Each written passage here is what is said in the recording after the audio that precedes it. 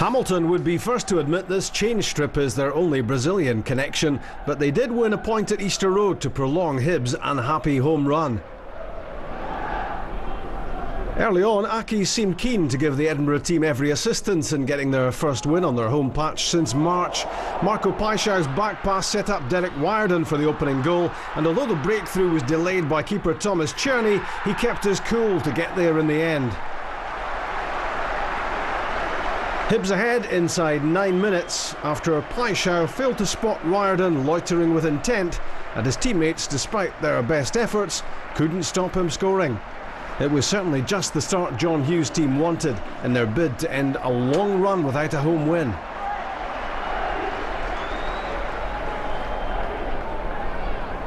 Riordan didn't need any help this time as he again threatened the Hamilton goal. A trademark free kick cannoning back off the underside of the crossbar with Cherney beaten. The goalkeeper seemed to be amused by the flight of the ball and was happy to see it bounce out off the frame of the goal. It took just 13 minutes after Hibs' opener for Paixão to make up for his earlier error. The pace and trickery of Dutch teenager Nigel Hasselbank stretched the Hibs' defence and paved the way for the Portuguese striker to equalise. 1-1 midway through the first half.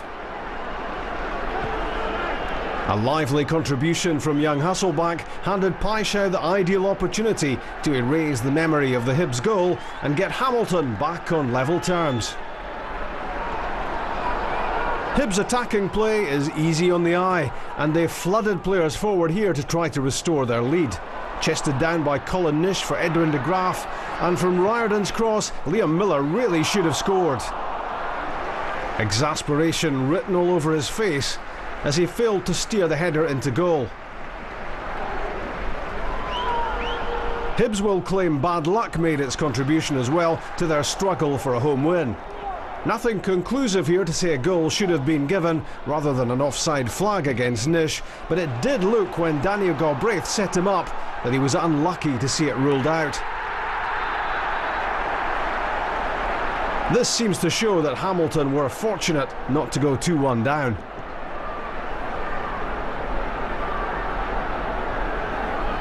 And yet Aki's could have taken maximum points too. A quickly taken free kick, and Hasselbank played in Paixão for a great chance to win the game. In the end, Hamilton happy to draw in the capital. Hibs' long wait to win at Easter Road goes on.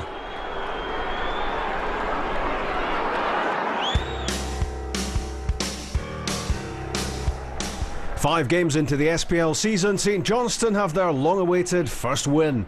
It came against St Mirren and featured new signing former Dundee United winger Jennison Mairie-Williams. The Perth team got just the start they wanted, ahead after 3 minutes.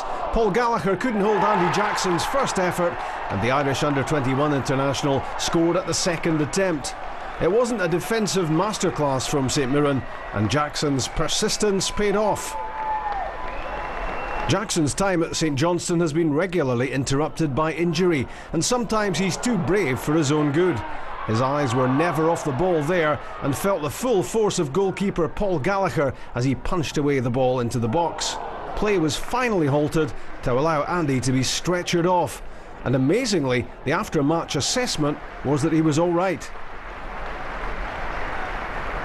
Defender Lee Mayer had a chance to level things up for the Paisley Saints. David Van Zanten beat a high challenge, Sean Lynch hoisted the ball in, and Mayer's downward header was stopped and then held right on the line by Peter Enkelman. The Perth team held on to their 1-0 lead and were about to extend their advantage.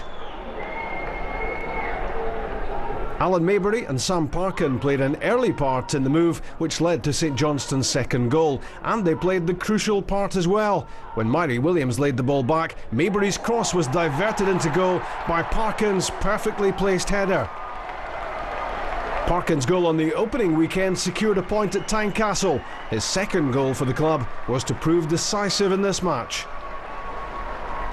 Mairie-Williams could have had a dream debut for St Johnstone, and had he taken this golden opportunity, it would have been game over at McDermott Park. John Potter's mistake and keeper Gallagher saved with his leg, but he really shouldn't have stood a chance. This should have been 3-0. A bad miss kept St Mirren in the match.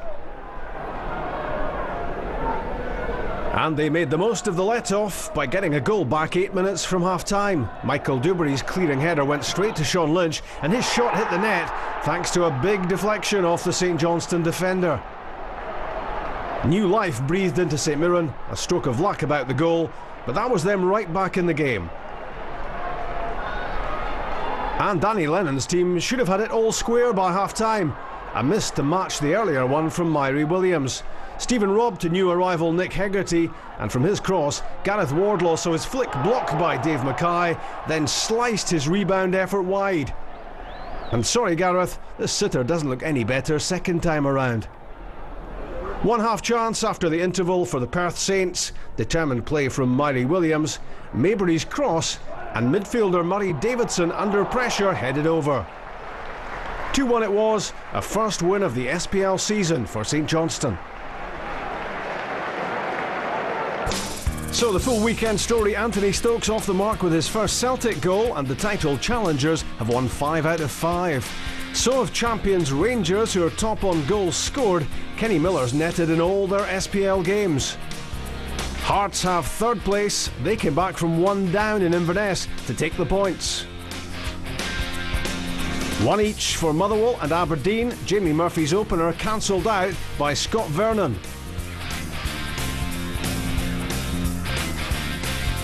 Hibs are still waiting for a home win after Marco Paixão's Hamilton equaliser at Easter Road. St Johnstone have their first win of the SPL season. They beat St Mirren.